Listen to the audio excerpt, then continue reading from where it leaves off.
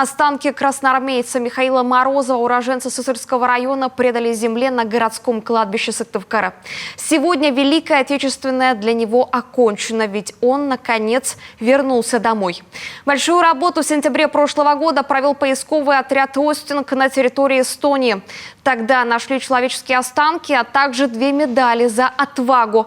Одна из них старшего сержанта Морозова. Александра Головина передает с траурной церемонии. 18 августа 1942-го он поцеловал жену и дочь и покинул родную деревню Чукаев Сысольского района навсегда. Уже через 2 года его не стало. В памяти родных он останется молодым, ведь ему было всего 28.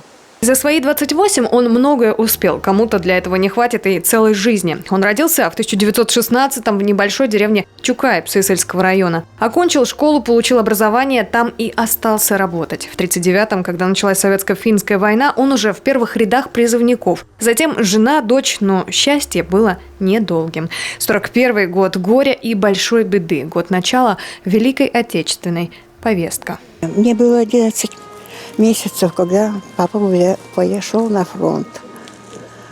Мама воспоминание одно, что на берегу Сысола осталась на руках с тобой. Мама рассказывала. А дальше она уехала в село, где родилась.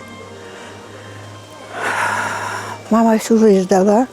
Он был смелым и грамотным командиром веренного ему отделения 77-го полка 80-й стрелковой Любанской дивизии. За боевые заслуги получил 3 награды. Убит 7 апреля 44-го в Криушинском районе. Его так и не захоронили. Тело осталось на территории, занятой немцами. Когда мне было 12 лет, это был 53-й год, я прочитала только одно письмо. И вот это воспоминание у меня на всю жизнь. Из письма: «Здравствуйте, мои милые Фридочка и Маруся». Все. А почему-то потом письма мама почему-то сожгла. Но всю жизнь ждала, всю жизнь думала, может быть, вернется, может быть, в плену. Они до последнего не верили в его кончину, даже когда пришло письмо смерти. Каждый день победы, со слезами на глазах, с комом в горле, с надеждой хоть на какую-то весточку. Слезы и сегодня, но, как ни странно, это слезы радости. Братская могила всех красноармейцев, которые находят поисковые отряды. Вы сегодня видели, были здесь представители поисковых отрядов. Так вот, они находили по России всех вот этих красноармейцев, и мы, соответственно, сделали такое мемориальное кладбище небольшое, за которым ухаживает муниципалитет.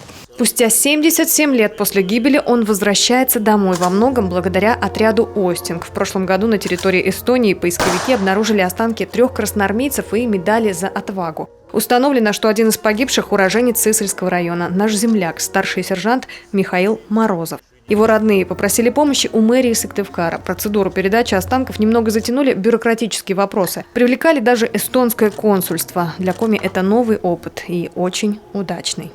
Александра Головина, Артем Соколов, телеканал Юрган, Сыктывкар.